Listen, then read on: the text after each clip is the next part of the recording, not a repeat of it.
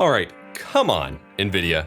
I expected the RTX 4090 to be a chunky boy because it's the flex card. But why is the 4080 the same size? What is going on here?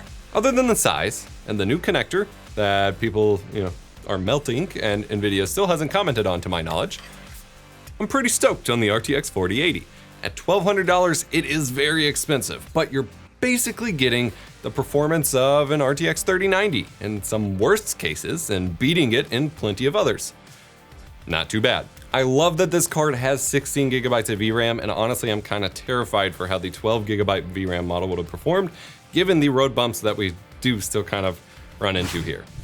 I'm the Stream Professor, and this review is all about using the RTX 4080 for work instead of play, video editing, streaming, 3D rendering, and telling you about our sponsor. This video is sponsored by CuriosityStream. Get access to my own streaming site Nebula and watch my exclusive documentary series premiering November 21st with the bundle linked below. For photo editing, I keep testing this, but you generally won't see any worthwhile gains trying to upgrade GPUs if you already have, a high-end card. Outside of the RX 6600's weird performance madness that I mentioned before, the RTX 4080 tops the charts for most scores in Adobe Photoshop using the Puget Bench test suite provided by the awesome people over at Puget Systems. In Adobe Lightroom Classic, the 4080 beats out even the 4090's overall score, but for most actual tasks, you'll see marginal gains over the RTX 3080 and 3090 and right up against the RTX 4090's performance. Benchmarking Affinity Photo, and I know V2 just came out, but I'm gonna keep it consistent with new stable version for now, yeah? The RTX 4080 slots perfectly between the RTX 3090 and the 4090, as it probably should. What about video editing? Well, I'm glad you asked.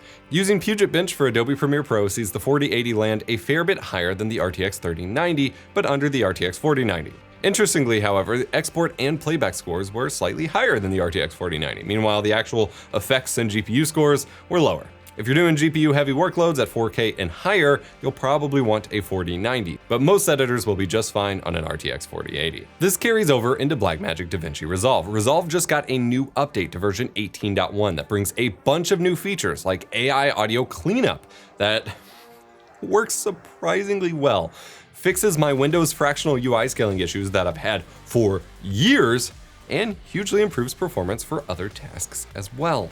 It's pretty baller. Running Puget Bench, we see the 4080 put up pretty substantial gains you would feel day to day over last gen's RTX 3080 and even the 3090. This is seriously impressive stuff, like going from the 90 to the 80 class here, keeping in mind the price. If you were considering a 3090 or an RTX Titan for video editing for around the $1,000 price range before, I would honestly consider throwing in a couple extra hundos to get this boost plus AV1 encoding. Exporting a sample 4K project in Resolve, the RTX 4080 and 4090 run laps around the older cards in H.265 and AV1 compared to ARC. They're still faster than the older cards in H.264 but these newer codecs using the dual encoders are just wow. Throwing the card in my Threadripper Pro build to test my intense 8K project full of 8K raw footage, super scaled 4K footage, plugins and color grades and things like that. Unfortunately, the 4080 could not export this, just like the previous 80 tier cards. I'm really bummed that it couldn't render this project, and I can't help but feel like it needed just ever so slightly more VRAM. Obviously, there's a fine line between the 24 gigs on the 90 cards and the 16 gigs here on the 4080. But given that the card is $1,200, I feel like it could use a little bit more. I don't know. I really expected the 16 gigabytes to be enough, especially compared to the 12 gigabytes on the model that we can assume is going to be called a 4070 now, or a 4070 Super or something. But yeah, I don't know. It's just amusing to me that we still only have 16 gigabytes of VRAM on a $1,200 card, while Intel is slapping it on $300 cards. One of the big improvements with Resolve 18.1 is speed increases to the AI-based face tracking and object masking. The dev beta that I had access to for my RTX 4090 review was supposed to have these performance boosts and upgrades in it, but at least with face tracking, I don't think it either was fully implemented or optimized yet, because oh boy, this update is amazing. Scores dropped by about 45% across the board, even on older Ampere and Turing cards. Those were faster too, though nowhere near as absurdly fast as the Lovelace ones. The 4080 here is just barely behind the 4090, and both leave the Ampere cards in the dust with face tracking, which is a very slow and tedious process, especially on long videos, so this time saved is huge. Weirdly, the RTX Titan isn't too far behind these on the update either, however. I'm guessing there was some magic to the AI stuff in the Titan after all. Object masking didn't improve as much from the beta that I tested before with older generations, but the RTX 4080 and 4090 here still put up 17% faster speeds than the older cards. Very rad. Huge shouts out to the Resolve team for just nailing such a big update. I honestly don't know that this deserved to just be a .1 update. And if you do video editing every day like I do, this new generation is gonna earn your time back fast. Unfortunately, I can't test raw encode speeds with Handbrake at the moment, as the builds seem to think NVENC isn't available on the RTX 4080, even though it works on the 4090. We'll do some deeper encoder coverage forever. I mean, that's what this channel is about, I guess, but you know, once support is more widely rolled out. FFmpeg only just started getting NVENC AV1 support too. This stuff is very early, it takes time, but we're getting there. Diving into more AI tools, upscaling video to 4K using Topaz Labs Video Enhance AI, the RTX 4080 is a tad slower than the 4090, but still almost an entire minute faster than the RTX 3090. Really great to see. That stuff can be tedious too. Similar results are found in Gigapixel. Upscaling 8 images show the RTX 4080 being 10 seconds slower than the 4090, but still a fair bit faster than anything else. Topaz fixed what was apparently a bug in their new Photo AI app, causing terrible performance in all NVIDIA cards in my last review. And now it has the RTX 4080 matching the speed of the RTX 4090 and taking less than a third of the time to upscale photos as the older cards. Now this is awesome. I really hope every app continues to get optimized for this new generation, because I think that performance is representative of some of this other AI stuff. For example, generating AI art with Stable Diffusion shows the RTX 4080 being a little bit slower than the RTX 3090 in general, but still beating out the RTX Titan and RTX 3080. I'm told by people in these communities that there's probably some, like I said, optimization that can be done on these apps for the newer generations and the architecture for Stable to optimize specifically for Lovelace in this scenario. I'll update you if that ever happens. Using flow frames to AI interpolate a 60 FPS video into 120 FPS for slow-mo, the RTX 4080 is just a little faster than the RTX 3090. Nice! Now, Lovelace cards also have hardware built in to do this in real time with DLSS 3 frame generation, as we can see with the Unreal Engine 5 Lyra demo. But there isn't really any software ready to take advantage of this for pre-recorded video yet. Soon, I hope. DaVinci Resolve and OBS integration soon, please? Please, please, please, please. If you're a 3D artist or VFX artist using 3D rendering, the 4080 is no slouch either. Now, the RTX 4090 put up insane numbers, doubling the 3090's performance in ways that you can't fully expect here. But it's close. In Blender, benchmarking the monster scene nets around 60% faster speed than the RTX 3090 and 85% faster than the 3080. That's still pretty good, right?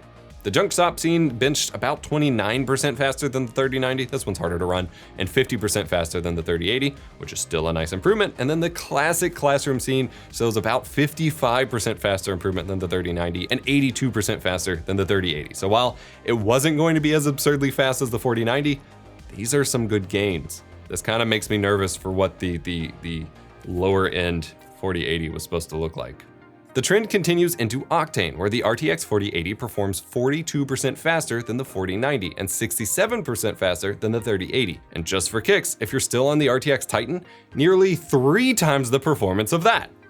Wowza. Testing the V-Ray engine with the V-Ray 5 benchmark is a little bit of an oddity. The V-Ray RTX test shows the 4080 still trailing behind the RTX 4090 a bit, but leaping substantially over the older generation GPUs. But in just CUDA V-Ray, for some reason I'm consistently scoring below these older cards in performance. I can't explain this. It certainly has to be an anomaly. That has to be a bug or another issue, given all the performances we've seen everywhere else. But that's what I'm encountering so far.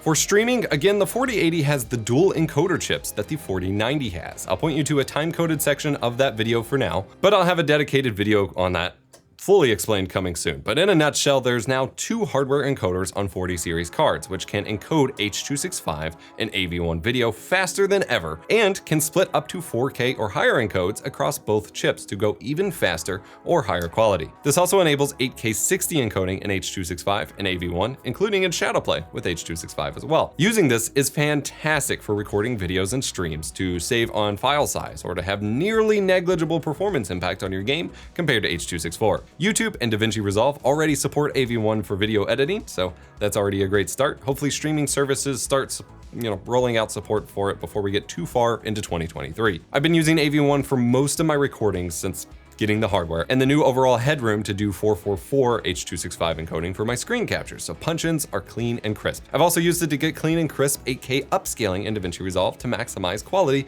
on YouTube for a test for a video over on the Stream Guides channel, and it looks incredible. Best quality tutorial I've ever posted. Took forever for YouTube to process, but this might just be my new workflow from now on. The latest NVIDIA driver also improved AV1 decoding support too, which is nice to see. We'll look at that more in depth later. Also, I showcased in a follow-up video that Discord has AV1 support coming for Go Live streams later this month. It looks awesome, though there is this awkward song and dance of it getting forced to H.264 if someone connects with the GPU that doesn't have AV1 decode support, or possibly even a non-NVIDIA GPU. I'm not sure yet, but due to how Discord streams work by sending video directly to the receiver rather than, a server transcoding, etc., I could see that being awkward if someone joins, a big group call without support for that codec and quality tanks. But it's a net positive that support is being added at all, and I seriously hope that they add ARC, Radeon, and SVT AV1 support very soon as well, because we need all the options. As a glimpse into gaming performance, 3D Mark Time Spy has this card soaring above last gen, but still landing squarely behind the RTX 4090 at 1440p Ultra. Using the DLSS benchmark, we see the 4080 performing a little above the 3090 with DLSS off, but seeing similar gains to the 4090 when running DLSS 3, and weirdly almost matching the 4090's frame rate with DLSS 2, quality mode. Interesting. In the Unreal Engine 5 Lyra demo at 1440p epic settings, the RTX 4080 performs a solid amount higher than the RTX 3090, taking the average FPS from 80 to almost 99 FPS. And the lows lock into a mostly rock-solid 60 FPS experience, and then it just soars above the rest once any DLSS tools come into play, even with frame generation turned off, which is neat. Things are looking up for UE5 games on next-gen hardware. I'm very slowly working on my own game concept using the Lyra base project too. I hope to play more games on this soon, but in the meantime, I have a documentary to finish. You see, just a few short years ago, I wouldn't have imagined that I'd be doing dedicated hardware testing for just content creators and streamers and so on a regular basis. And just like 10 years ago, which isn't that long in the grand scheme of things, I wouldn't have imagined that this work would be as accessible as it is in the first place. To reflect on that, I've been working on my own documentary series, reflecting on digital content creation and how we got there from the analog era. This series is called Print Screen, and it premieres on November 21st exclusively on Nebula. Nebula is my own video site I built with my creator friends, where my videos are ad-free, often extended or paired with bonus content, and earlier than YouTube now. And now home to my exclusive series as a Nebula original. Just so much content. The best way to sign up for this is with the bundle we built with CuriosityStream, another great video streaming site full of thousands of documentaries and entertaining videos from science to history to tech. While you're waiting to take a look into the past with Print Screen, check out Cyborgs, Human Machines on CuriosityStream to take a peek into the future as humanity just becomes more and more merged with technology. Our bundle comes at an exclusive discount of 26% off the usual annual rate, making it just $14.79 for 2 video sites packed full of content to keep you entertained all weekend. You can find that at curiositystream.com/epos. Don't miss out. Links to my previous recent GPUs are linked below, as well as my expansion coverage. Don't worry, we're not done covering everything just yet. This is just a teaser of what's to come. In the meantime, remember to be kind, rewind.